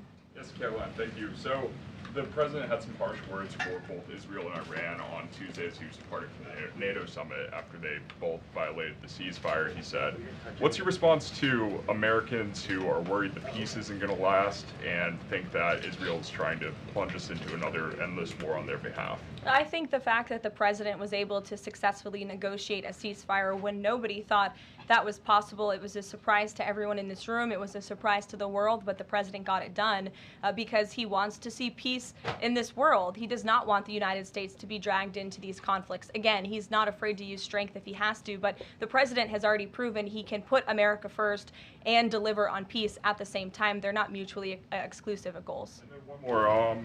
You know, after Carrie Lake, she testified in the House Foreign Affairs Committee on the waste, fraud, and abuse and the rot, really, in Voice of America and USAGF. The president called for Congress to kill it. What does that look like, and is the president willing to sign an executive order? Well, I believe that that action would have to be legislative through Congress, and the president directed Congress to get that done in his Truth Social post yesterday. If there is any executive action that can be taken to cut some of the waste, fraud, and abuse or do away with the program entirely, I'm sure our great Deputy Chief of Staff, Stephen Miller, is already looking into it. And if it can be done, it will be done here at the White House, but Congress should act as well. To the back, go ahead. Yes. Caroline, thank you. The administration To the back, and then Carrie, I'll come to you. Yeah, the administration said that the DIA report was low confidence intel. Can you share what other assessments are currently underway to get to the bottom of just how effective these strikes were? Yes, well, I can assure you what the CIA director said, that when we look at the entirety of the intelligence that we have to this date, it concludes that these strikes on the Iranian nuclear facilities were absolutely successful. It was a total obliteration, as the president said, and not only does our own intelligence say that, but also the Iranian foreign minister has said that. We saw Israel conclude the same thing based on their own intelligence. We also had the United Nations say that as well. So I think the only other time the United Nations, Israel, Iran, and the United States has agreed on something is that the sky is blue, but they all agree that Iran's nuclear facilities were completely demolished. And I would just like to reemphasize, you mentioned this was a low confidence preliminary intelligence assessment, and the entirety of that assessment was not leaked to the media. Only tidbits of that assessment were leaked to CNN. And we have seen this playbook run before, where you have people in the intelligence community, or perhaps on Capitol Hill, we don't know, but I believe the FBI is investigating to find out who that leaker was, because it's illegal and they should be held accountable for that, leaked bits and pieces of an intel assessment to push a false narrative. And it's to the same reporter, I will add, Natasha Bertrand of CNN, who has done this in the past. In 2020, it was Natasha Bertrand who had 51 intelligence analysts falsely lie to her, but she still put it on paper for some reason, that the Hunter Biden laptop story was Russian disinformation. We all know that's not true, right? We can all agree on that now. That was a lie from the intelligence community. Also in 2020, this same reporter, Natasha Bertrand, wrote that a top intel agency ruled out the man-made lab leak theory of the coronavirus origins. Again, the president was right about that. This reporter wrote a lie from the intelligence community to seek a narrative she wanted to prove, and guess what? We now know that's the truth. Also, in 2024, Bertrand pushed the suckers and losers hoax. She also pushed the fine people hoax, which was taking the president's words purposely out of context. And then last October, and I believe this is notable, Natasha Bertrand published an article in Politico from the intelligence agency. She said that John Ratcliffe was speaking without any evidence when he said Iran was attempting to undermine President Trump's presidential campaign. And then we, of course, found out that was absolutely true. In fact, the Biden administration declassed an intel report which said they had high confidence that Iran had done exactly what Ratcliffe alleged. They did run an influence campaign to hurt President Trump's candidacy. In fact, we know the Iranians tried to take President Trump's life. And so this is a reporter who has been unfortunately used by people who dislike Donald Trump in this government to push fake and false narratives. She should be ashamed of herself. And that's not what reporting is. Journalism is trying to find the facts and the truth. And this week, we saw this same reporter being used to push a fake narrative to try to undermine the President of the United States, and more importantly, the brave fighter pilots who conducted one of the most successful operations in United States history. And I think the American people fully know that this operation was a complete and total success. Elizabeth. Thank you, Caroline. The Miami Herald recently published a story saying the Trump administration was targeting migrant foster children. The Trump administration has denounced this as false. Could you clarify the Trump administration's position on protecting migrant children, particularly the 300,000 lost under the Biden administration? Yes, I saw that Miami Herald article yesterday, and I was aghast at the headline. It's egregious to accuse this administration of trying to target foster children. That is not at all what is happening at the Department of Homeland Security. And I learned that the Department of Homeland Security actually tried to work in good faith with this reporter to get this story right, to explain that this administration is trying to protect foster children. We are trying to keep children out of harm's way, even if that means their parents are not law-abiding citizens. We want to protect children, unlike the previous administration, which allowed children to be trafficked and raped, and in some cases killed because of the open border policies. Unfortunately, the Miami Herald just completely degraded themselves with this report, despite having a full list of facts from the Department of Homeland Security. It's another example of fake news. And the May border numbers speak for themselves. Not a single illegal alien was allowed into this country because of this administration's border policies in the month of May. That means not a single child was allowed into this country, possibly with human smugglers or human traffickers. And we know that was happening at the rate of thousands and thousands of children every single month in the previous administration for 4 years. And you didn't see any reporting of that from the Miami Herald, but now they're trying to accuse this administration. And we tried to give them the facts, and they refused to report them. So thank you for bringing that report to light. Aisha. Good to see you again. You too. I know you're looking for You're this. usually on the Hill. I know, I'm here today. I know you're looking for this leaker. Is it your belief, I know you said earlier you're not sure if it's on Capitol Hill or at the Pentagon, but is it your belief that it might be in Capitol Hill, and how confident are you that you'll find this leaker? Well, I'm not personally looking for the leaker. The FBI is looking for the leaker, so you'll have to ask them in the Department of Justice in terms of this investigation. But leaking top secret classified intelligence is a crime, and people need to be held accountable for that crime. Can I just ask you about how you're going to be limiting intel to Congress? What would you say to lawmakers who say they have oversight privileges, they need this information? This administration wants to ensure that classified intelligence is not ending up in irresponsible hands, and that people who have the privilege of viewing this top secret classified information are being responsible with it. And unfortunately, clearly, someone who had their hands on this, and it was a very few people, few number of people in our government who saw this report, that person was irresponsible with it, and we need to get to the bottom of it, and we need to strengthen that process to protect our national security and protect the American public. Mary Margaret, go ahead. Thank you, Caroline. Sure. You just laid out a lot of different stories about disinformation that Natasha, excuse me, that Natasha Bertrand had pushed during her time at Politico and at CNN. Why would any member of the Trump administration leak anything to her?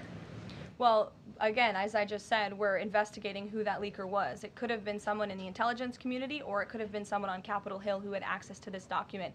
The FBI is searching for that person. Go ahead. Thanks, Caroline. The president was And obviously... clearly it was done to undermine the president, to answer your question. And I'm sorry, I really wanted to follow up on that really quickly. Before the strikes on Iran, we saw a number of other leaks about Tulsi Gabbard, the Vice President Vance. Is there an effort to divide the president's team when it comes to these leaks and which reporters they choose? I do believe there's an effort on the outside of this building to try to divide the president's team on the inside, and sometimes you have to look at these headlines and laugh, because I've been in meetings where I know these things are absolutely not true, and again, we do our best here, I believe, to try to push back and correct the record with all of you, but there is fake reporting. That's just the reality of this country, unfortunately, but I can assure you the president's team is strong, especially the national security team.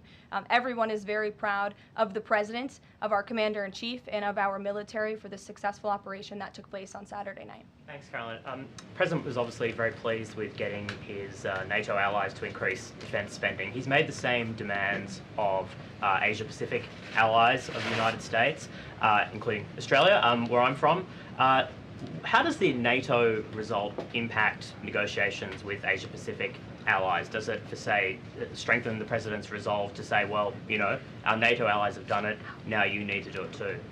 Yeah, I mean, look, if our allies in Europe and our NATO allies can do it, I think our allies and our friends in the Asia-Pacific region can do it as well. But as for our specific relations in those discussions, I'll let the president speak on those. And can I just ask as well, when he had to leave the G7 early, he missed out on a number of bilateral meetings that were scheduled with other world leaders, including the Prime Minister of Australia. Obviously, President Zelensky, he's managed to meet since then, but are there plans afoot to make up for those meetings with the world leaders that he missed out on? Yeah, I think many of those world leaders understood the situation happening in the Middle East and the urgency and the need for the president to get back to Washington to monitor that situation. And obviously that was the right call, considering the success of not only the operation on Saturday night, but also the ceasefire that the president has since brokered on behalf of not just our country, but the entire world, frankly. But he has made up a couple of those meetings, and he has had direct phone calls with some of those leaders he was supposed to meet with as well. Not all. Ed. Oh yeah, thanks, Caroline. So to clarify on trade, so what happens to the countries other than China on July 9th? That's a decision for the president to make, and I will let him make it. Okay, and secondly, so now that oil is just about upper $60s a barrel, when's the administration going to start refilling the Strategic Petroleum Reserve? That's, again, a decision for the president to make and our Secretary of Energy. There's no imminent plans to do that, from what I understand. But as you have seen with the plummeting of oil prices in this country, it's because this president and our Department of Energy have really tapped into our resources here, and we have an increase of supply, unlike the previous administration that totally hampered our domestic energy efforts, but totally robbed and drained our strategic petroleum reserves. So when the time is right, the president will make that decision, but right now we are utilizing the resources that God blessed us with right here in our country to produce energy for our people. You know, one more if I could, on the One Big Beautiful Bill, does the president believe the parliamentarian of the Senate should be removed? I haven't spoken to him about that, and I'll let him speak on it. However, again, he knows this is part of the process and the inner workings of the Senate, and he wants to see this bill done, and he remains very much engaged in these conversations and in this process with lawmakers in both the Senate and the House side, and the whole White House does as well.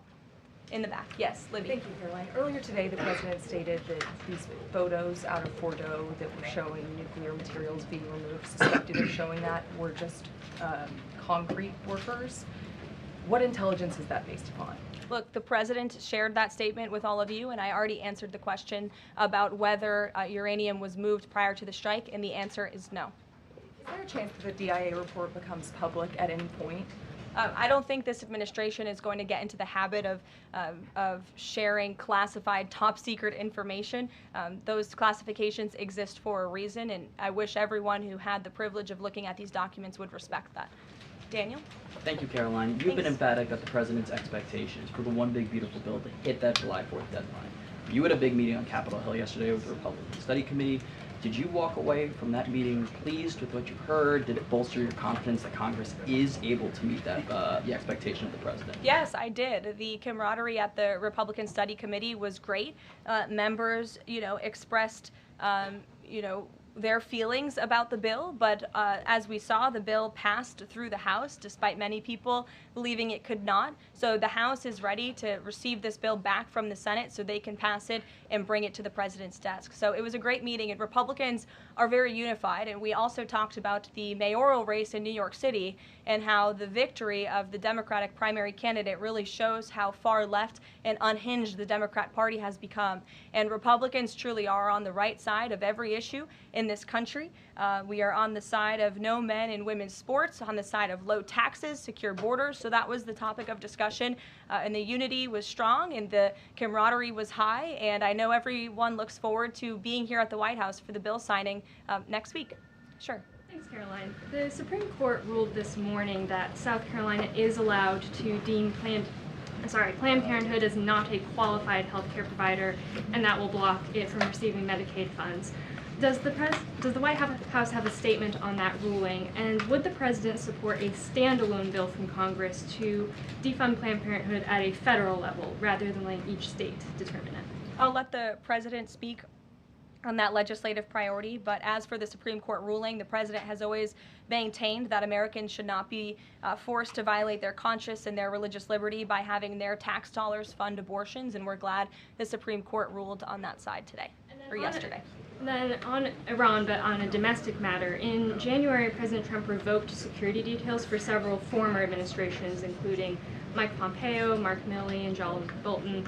Given the heightened tensions with Iran right now, is he considering restoring those security details? That's not under consideration right now. Fran. If I could follow up on trade, and then I have a question about the bill as well. Are you saying at this point that there's no plans to extend that July 8th and July 9th deadline? I mean, especially with everything that's been going on from Iran to the tax bill on Capitol Hill, is that under consideration at all at this point? Perhaps it could be extended, but that's a decision for the president to make. And as far as the bill itself goes, since the president has been back, what has he been doing beyond the event that he's having later today to try and get wobbly senators on board? Is he making phone calls, twisting arms? Is he having some people over to the White House? Can you tell us more about that effort? There have been meetings at the White House this week. I saw some senators rolling out of the Oval Office the other day, and the president remains on the phones talking to his friends in the Senate when necessary, and when they call, he picks up the phone. And I think that's why they greatly trust and respect his leadership.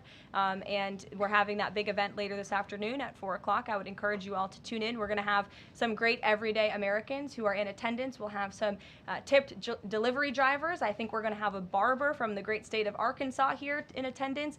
We're going to have some law enforcement officers, some Border Patrol agents, and Tom Homan will be speaking as well. So the point of this event is to show the American people how this bill works for them and how there are provisions in this bill that will change their lives. Can you tell us which senators you saw rolling out of the Oval Office? I'll let the president speak on that if he wish. I don't share details about his private meetings without his permission. Emily, go ahead. Today, the Justice Department announced it was opening an investigation into employment discrimination at the University of California, alleging they had race and sex-based quotas. Federal law bars hiring somebody based on their race or sex, but do you also object to universities working harder to make sure they have a diverse group of candidates to consider, and do you expect more investigations like this from DOJ? I have not seen that investigation from the Department of Justice, but I can certainly check in. What I can tell you, it's the position of this president that we want to restore a merit-based society and culture in the United States of America where people are not hired nor are they promoted based on their color of their skin or their gender. The president wants people to be hired in the workforce because of their merit and their skill, and I think most Americans agree with that.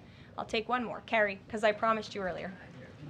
So the Ayatollah Khomeini came out and said that Iran will, quote, never surrender to the U.S. That being said, what remains to do with the possible responses from Iranian proxies in the region and even in the U.S.?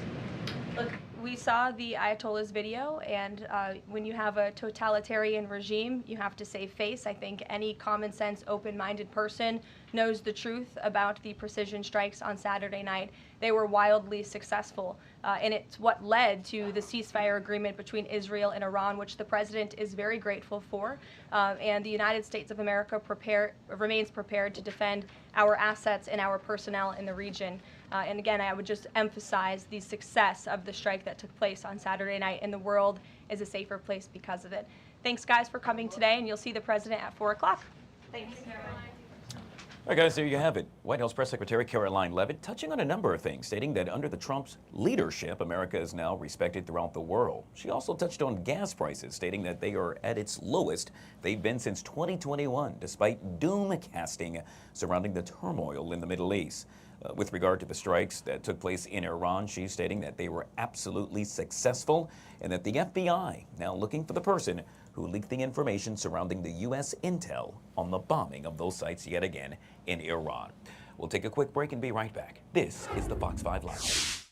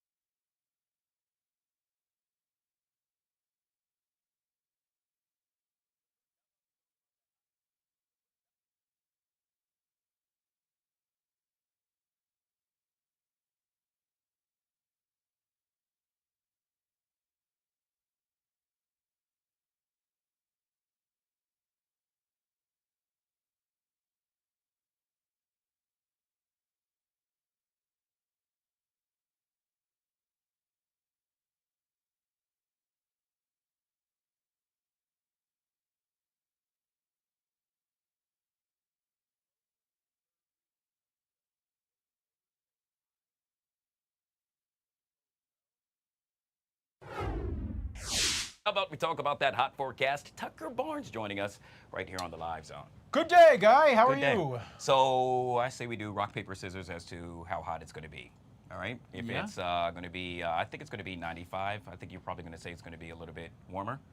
I think 95. You know, I'm going to go 97. Okay. 1, 2. Oh, We wait, gotta start go. again. 1, 2, 3, and then we do it. Okay, 1, one, 2, two, 3. Okay. 1, 2, 3. Okay. You know what? Forget it. This Great could go minds on think all alike. day, unfortunately. There you go. All right, we'll find out together what the daytime high temperature will be. Either way, it'll be unpleasantly hot. Yeah. 96, 97, Right. 95. It's all the same, really. As hot again, and yesterday we had a couple big storms during the late afternoon. Can certainly, all the players are there to do that again this afternoon. I can't guarantee you will get a storm or you won't get a storm, but at least 1 or 2 of us will later today.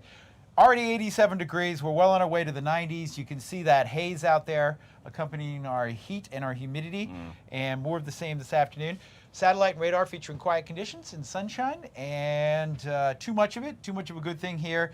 I know many of us love the heat, but we're at dangerous levels here with a heat advisory in effect through 8 o'clock tonight. So we've got another heat advisory this afternoon. And at this hour, we're very dry. I do want to point out a weather feature to our north and east. Yesterday, Boston had temperatures in the 90s, and they fell in the 70s by late in the day. That is a frontal system, and we call it a backdoor front because it kind of slides down 95. Doesn't pay tolls. Yeah. Thank you for laughing at my work. Thank you, Guy. And But, we'll arrive late tonight during the day tomorrow. But most importantly, it's going to take our temperatures from the mid-90s with a heat index up over 100 today to the low to mid-80s tomorrow. Wow, okay. So we greatly appreciate that front arriving. And it will give us slightly cooler numbers for the weekend as well. I'll show you the weekend forecast here coming up. Just a reminder, if you're out and about later this afternoon, lots of water. You protect your skin. That UV index very high. Our heat index will be about 105 this afternoon. So we've got another heat advisory in effect for our region for the afternoon hours. There's your cooler numbers tomorrow. I want to mention today, tomorrow, and we'll talk weekend. Each afternoon there could be thunderstorms kind of mid to late afternoon, but the pop-up variety. We're not talking about a major outbreak or of any severe weather. Doesn't mean that any given storm couldn't be on the strong side. It's kind of our summer pattern, but the weekend forecast featuring temps near 90. Okay, all right. It's that time of the year again, guys. Tucker Barnes joining us with all things weather right here on the Live Zone. If you haven't already done so, make sure you download the Fox Local app. That way you can take that hot forecast with you any and everywhere you go. Well, did you hear? FICO, the company that reports your payment history and other details to lenders, now says it will monitor all buy now, pay later purchases. Now, the buy now, pay later model allows you to pay for something in monthly installments. The latest announcement means there will be more of a focus on how you manage those payments, which could affect your credit rating. To explain how, why, and when, we welcome Mr. Paul Auster. He's America's credit repairman and president of credit repair firm Better Qualified. Good to see you, Paul. Welcome to the show.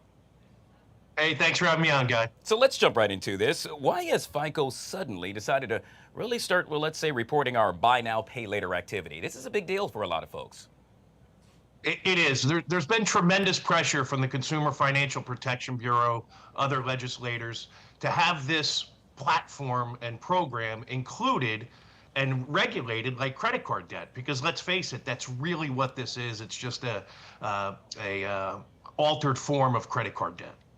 So let's talk about some of the dangers, if you will, for the average consumer who uses the buy now, pay later option because, well, Paul, I got to be honest with you, that's me right here. Sure. Well, when you look at, and I don't know if the marketing geniuses are targeting these folks, but the stats tell us right now that most of the people that are using this are women, blacks, Latinos, and people with lower credit scores. Those are the very people that don't need another way to get into debt. I actually changed it from BNPL, buy now, pay later, to BNPN, which is buy now, pay never. You know, they're already, in the first quarter, Klarna, one of the biggest providers of these platforms, their losses are up 17% from the year before, $136 million in defaulted loans. And the average balance now on these loans is over $700. So it just keeps getting worse and worse. So the good news is that although FICO, right, First of all, there's 28 different scoring models from FICO. Every once in a while, they release a new model. The FICO 10 and FICO 10T, the 10 suite, was released a couple of years ago. But banks, most banks are still using the FICO scoring model. '08 is the most widely used. That was released in 2009. For mortgages, it's the FICO 04 score that was released in '04. So it could be decades, or certainly a long time, before banks actually adopt this new scoring model.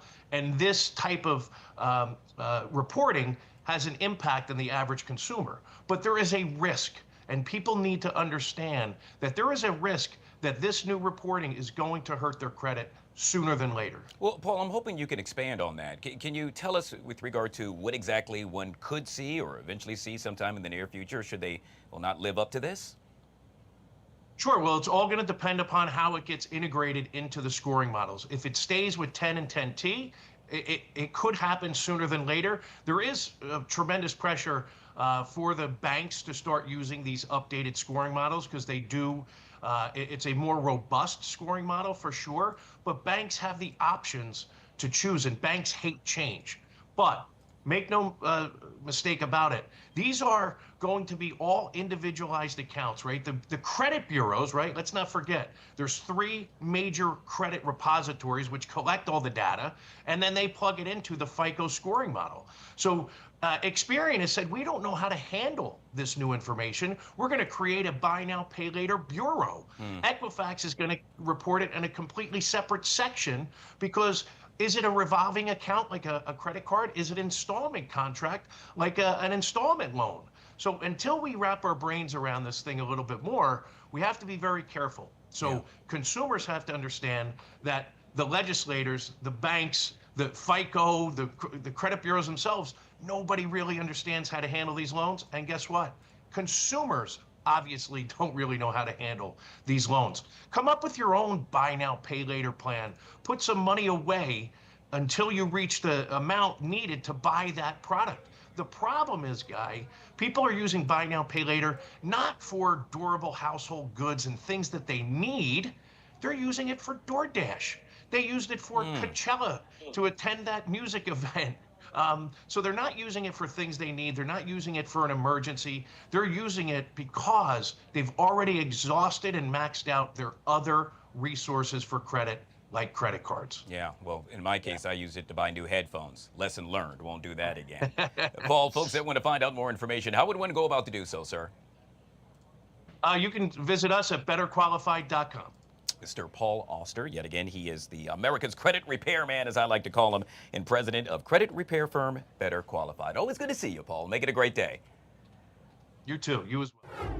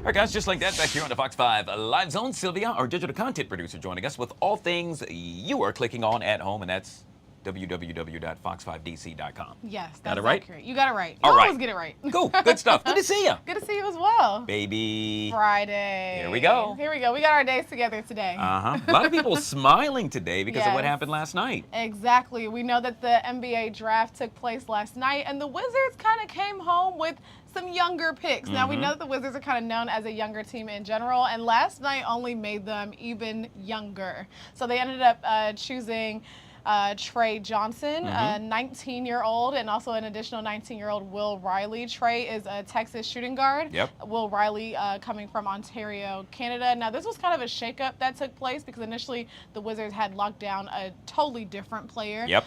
Something happened a little shakeup took place there, and that's how we ended up with Will Riley here.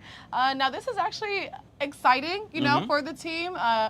Both players very good on offense, you know, coaches and professionals even speaking about their offensive capabilities, and that's something that the Wizards are looking to do. They're looking to basically expand their offensive team, especially because they were ranked 30th when it comes to offense across the entire league. Yeah. Not the best place that you want to be in. So hopefully this gets our Wizards some more wins this upcoming season. And something that I always look forward to for the draft is also people's fashion. I always want to know what people are wearing, and with every generation and group of new athletes, the looks are always totally different. But I have to say, Trey Johnson did a really great job. I think he mixed in some new age fashion trends You liked it? here. Okay. He kind of had a short suit set going Yeah. on here. I know some people may not get it. They're probably at home like, where the rest of his pants at? You know, why are his pants not going all the way down to the ground? But this is a good way to, you know, mix in some of the classic and a new age options. Yeah, I saw a meme yesterday that showed the draft from 2003. OMG. And then everyone had on baggy clothes. Yes, I mean, it was swimming in those freaking suits. And then they showed the guys last night, and they said, Totally well, different. they're now wearing schmediums. They're all wearing schmediums. It looks like So your funny. sister wears the same outfit. Y'all, that's her suit. You just put it on for the night. Yeah. Be for real. Yes. I was at the Wizards draft party last Yes, night. how Thank you, was Wizards. it? They invited me to come out. Wizards? It was, we got to bring Sylvia next Please. time. So the player that was taken prior to Trey, I think that was by Utah. Yeah. They had the number 5 pick. I was told at the draft party that's who we wanted initially. Yes, There were a lot of moans and groans when that happened. I'm sorry, I can't remember who it happened to be. And then when we called for, we had the 6th pick and we got Trey, oh my gosh, the crowd went wild. Oh, okay, so that means that's a good thing. People are excited about it. Arguably the best shooter in the that's, draft that's this year. amazing. That's good. It's always interesting to see the age, the fact that they're 19. I'm know, like, oh my gosh. gosh, you're so young. You know what Yeah. I mean? And you're entering in such a big world, a big space, a huge arena. But, you know, congratulations to all the 2025 draft picks, and hopefully we'll see great things from them in this upcoming season. Yeah. Go Wizards. Go Wizards all the way. All right. So if we're not actually watching basketball, Yes. perhaps you're at home playing a video game of A some sort. video game. Okay, now this is something that a lot of gamers and parents, I would say, should be excited for. Fortnite actually saying that they now have to pay out a total of $126 million, basically in refunds for unwanted purchases. Now this is coming from the FTC issuing this statement and this refund that has to take place. Now the average person will probably receive maybe like $114. The deadline to claim your money is July 9th. Okay, I'm so confused. So why would I claim money from Fortnite? So there was a lot of in-app purchases that could have been, you know, done in a very sneaky type of way, saying. you know, and especially we know that Fortnite is played by a lot of younger people, so kids, potentially a lot of in-app purchases maybe that were hidden behind different things that people were not necessarily aware of. Yeah. So this is the FTC kind of putting that gavel down and saying, Wow. no, not All right. okay. You have to issue out these refunds, but you have to claim it. That's the worst thing about these things sometimes, you know? The companies get a slap on the wrist and they're like, okay, we'll pay the money. But if you don't claim it, where does that money go? I'm curious. Did you play video games as a kid? I or really was not a gamer. At all? Not really. Mario Brothers? Nothing of the sort? No, I was really not a gamer. I mean, occasionally, like, if my brother was playing, I'd, like, pop in for a second and be like, I'm bored with this. I'm done. Oh, my gosh. Like, where is Emerald Lagasse? You know, that's what I was doing as a child. I was watching Bob Ross, wanting to paint. I want to do Emerald Lagasse. Bam, bam, Food Network. And this is at 7 and 8. Like, I really just was not a gamer. I'm so old. Let me see. We had Sega Genesis. Okay. You probably don't I'm even know what that is. familiar with it. I've heard of okay, it. I can go back even further. Atari, how about that? I've heard of Atari. Wow. I have heard of Atari. Okay, that's I've never where you played, had I the don't little think. the cartridge you would stick it in. Yes. The best one though, I would say as a kid, happened to be the whole Nintendo system because when the game didn't work, you could retrieve the cartridge, Yes. and then there was What a way do to you fix blow it. There you go, blow it, Sylvia. you put it Yeah. back in there. And then put it right back Get the dust out in. of there. I like when they came out with the Wii. That's probably when I was the most active. wow, when yeah, they I came do, back. yeah, I You remember could that. get on there and play a little tennis. I love a game of tennis. That's where I was at. Oh gosh, yeah. I guess we're dating ourselves Yeah. here. Do kids even use Wii's anymore? Like. Nowadays it's all 3. You have the little goggles and it's Oh my it's gosh, amazing. no, that is scary to me. I'm not doing Well, that. Fortnite, if you want to send me a check in the meantime, feel Yes. free to. I'll take it. Make sure I put my address on. Well, I'll send it to you via Sylvia. Yeah. All right, we got to go. Sylvia with all things we're following for you right here at Fox 5. Yet again, log on to our website, Yes. fox5dc.com. And while you're at it, make sure you download the Fox Local app. Appreciate you. Of course, anytime. I'm Guy Lambert. Thanks to my producer, Emmy. This is the Fox 5 Live Zone.